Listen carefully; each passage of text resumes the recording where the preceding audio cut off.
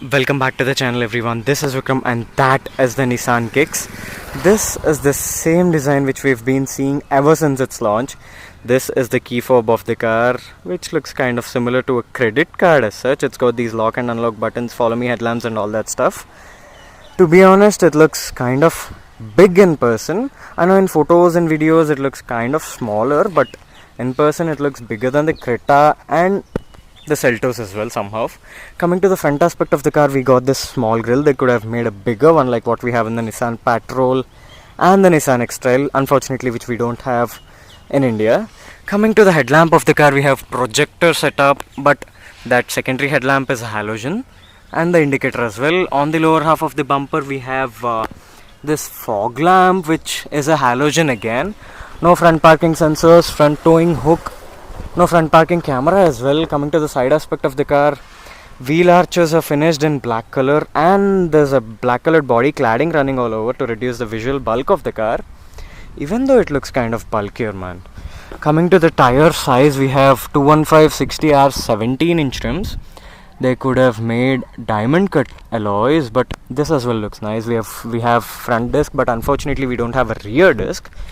They should have given a rear disc, because this car makes a lot of power, man. Like 156 bhp and 250 odd newton meters of torque. And one more thing I have to mention, it's got these request sensor on both the front doors, which is a very good thing indeed. Coming to the rear aspect of the car, again the bumper is finished in black color, same reason, to reduce the visual bulk. Rear towing hook is placed over here. These are the reverse parking sensors. We have 4 of them, and the reverse parking camera is over here. Nissan logo, Kicks badging, no 1.3, no turbo, no all that stuff. So whenever you see a Kicks on the road, you just can't identify which model it is. So as I said earlier, we have a request sensor on this side as well, which is a very good thing indeed. And there's another thing, we have this blind spot SS thing on the rear view mirrors, outside rear view mirrors. And I'll tell you something very cool again. These roof rails are functional. Yes, they are functional, unlike what we have in the Creta and Seltos. These are 100% functional.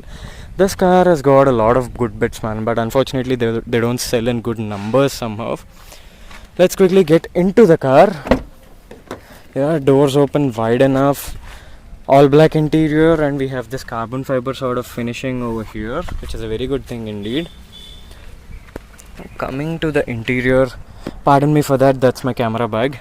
Seats are very comfortable, but somehow it's kind of upright. They could have reclined it a bit for better comfort, but no issues, they're comfortable now as well.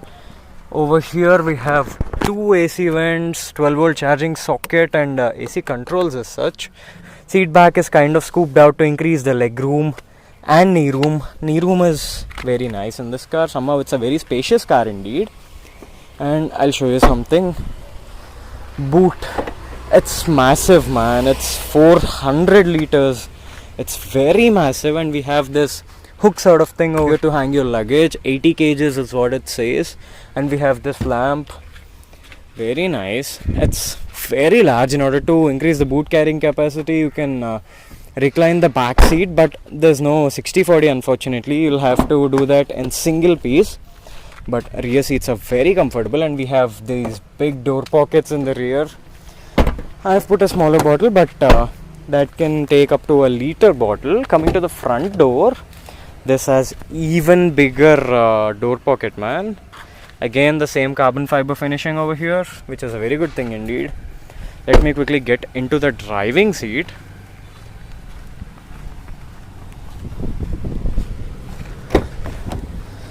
Okay, so on the driving side door as well, we have this carbon fiber sort of finishing. This is my favorite bit in this car, man. ORVM adjustment, power window controls, child lock for the power window. And over here we have seat height adjustment and all that. Unfortunately we don't have electric adjust. Obviously it's not expected at this price point only.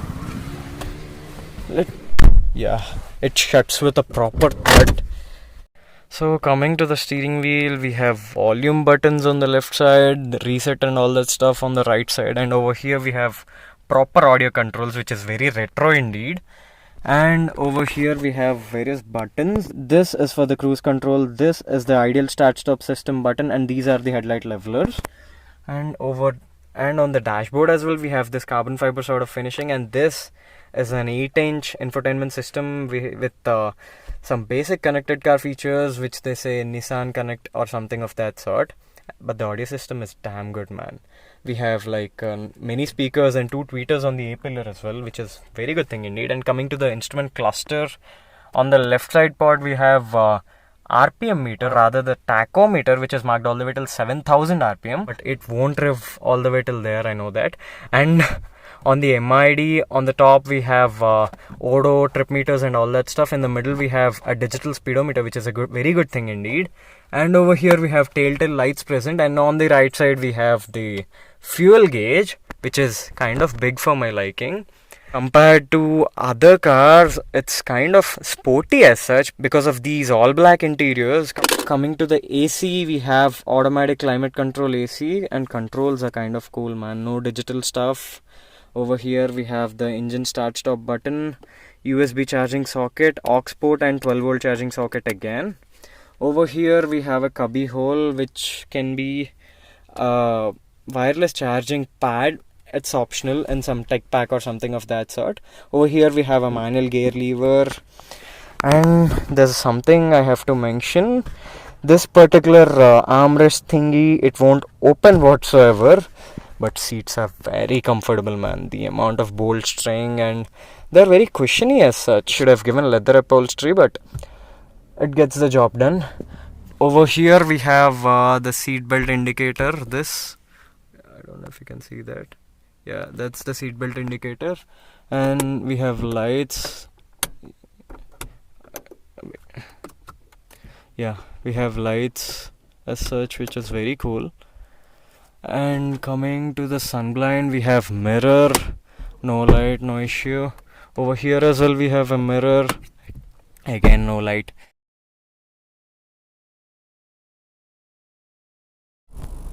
So guys, this is the all new Nissan Kicks 1.3 Turbo Petrol.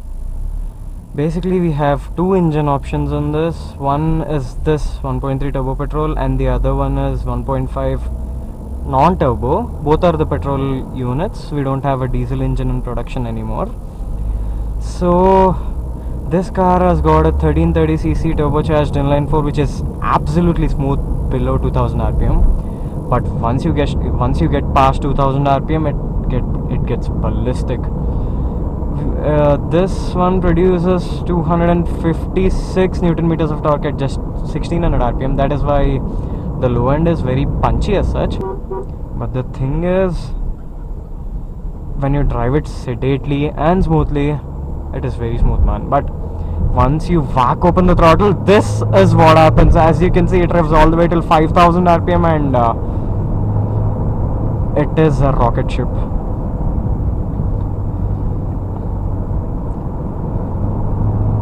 You know, coming to the suspension and chassis combination, it's crazy, man. You know, that is phenomenal. Whenever you need stability in higher speeds, it offers that, and whenever you need smooth ride quality on worst of roads, it offers that as well. It is best of both worlds. That is because of that fantastic chassis and suspension combination. And this engine is something else, man. It's a 1.3 liter turbo petrol engine which powers the Renault Duster and the Mercedes A-Class limousine. Of course the petrol one. Diesel is a different league altogether, so let's not talk about it already. But this one is a fantastic engine. It's phenomenal. The way it delivers power is linear, and whenever you whack open the throttle, it gives you that pushback feel. Driving this car is a different pleasure altogether compared to its rivals. My honest advice is just pay 2 lakhs less and get this one for amazing driving feel compared to its rivals. You know, of course, the Kia Seltos and the Creta. Those cars as well have some good driving feel, the diesel ones of course, but the petrol, this is something else altogether, man. As you can see, whenever I just get slightly hard onto the throttle, it's on 80 already, and I seriously don't have guts to rev it anything past 5000 rpm. Of course, it is capable of doing that.